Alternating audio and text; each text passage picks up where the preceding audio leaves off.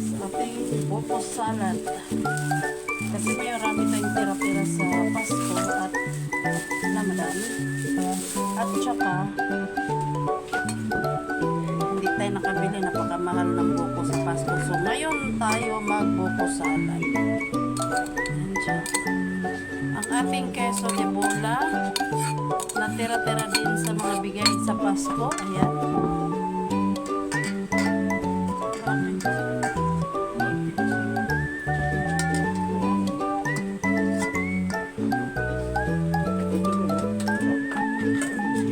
Hindi man to ano pa?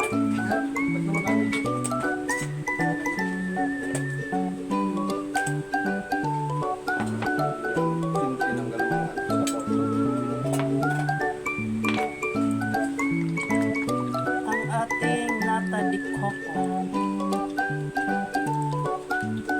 May sabaw pa eh.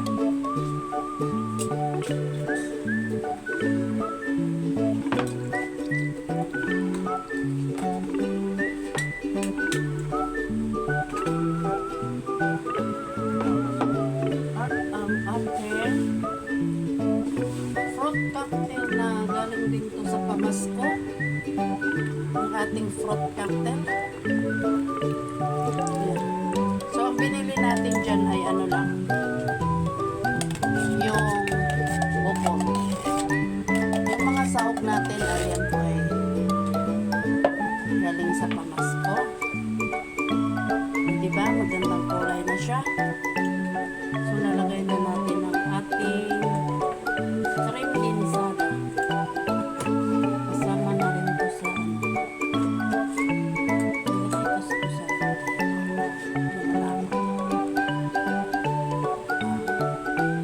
sarap pa.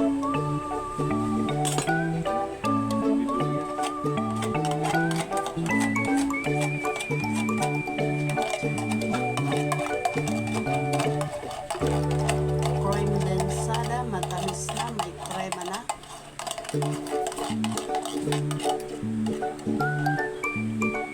Ala, wala pala tayong all-purpose cream. Kunin mo nga yung mayonnaise doon. Mayonnaise pa. Dalawang balot.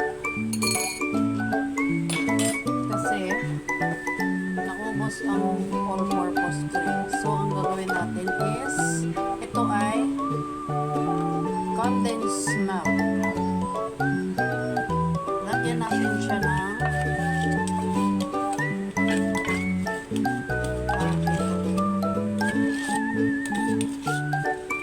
ilagay natin, imbis na all-purpose cream ay royal mayonnaise para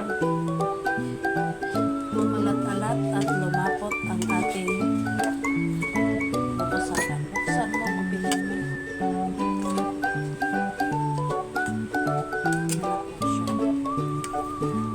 Alam mo, ang tudis walang cherry.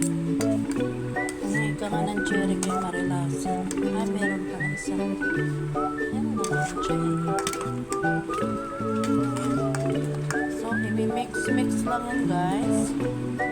Hindi malabnaw yung ating malapot. Kasi yung ating condensada nilagay natin sa ref. Para medyo malapot siya. At maano na siya, malamig. So, para mas lumapot pa yun siya, lagyan natin ng mayonnaise instead of all-purpose cream kasi not available ang all-purpose cream. Alam, ang order ko dati yata yan pa. Dalawa lang. Wala. Kailangan ba? I-record ko naman dyan. Fish yung bukas kaya na. Tipid-tipid muna sa pang mo. Wala mo nang laman ang tindahan.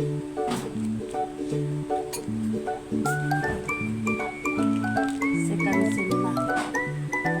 Bayaran na ng tuition. Okay. Mayonnaise. Diba?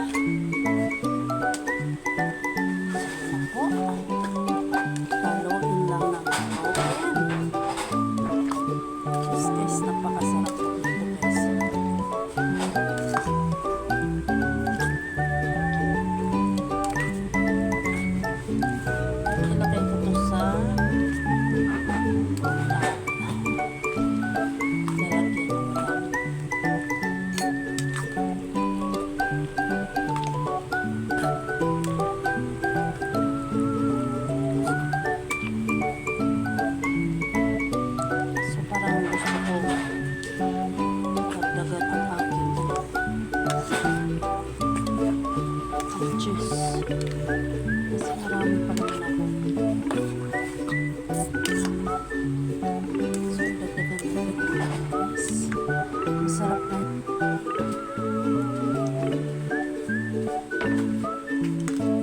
Dagdagan natin ng queso de bola. Para mas lalong sumak.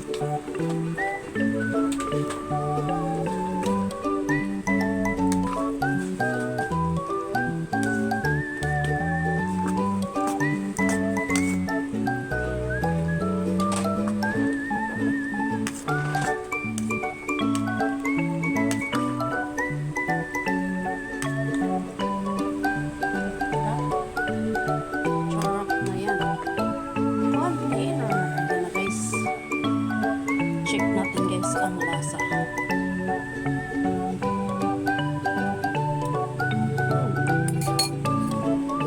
Masarap na.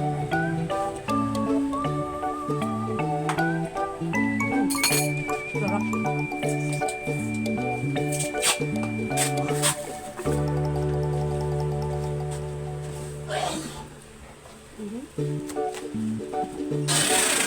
Mhm.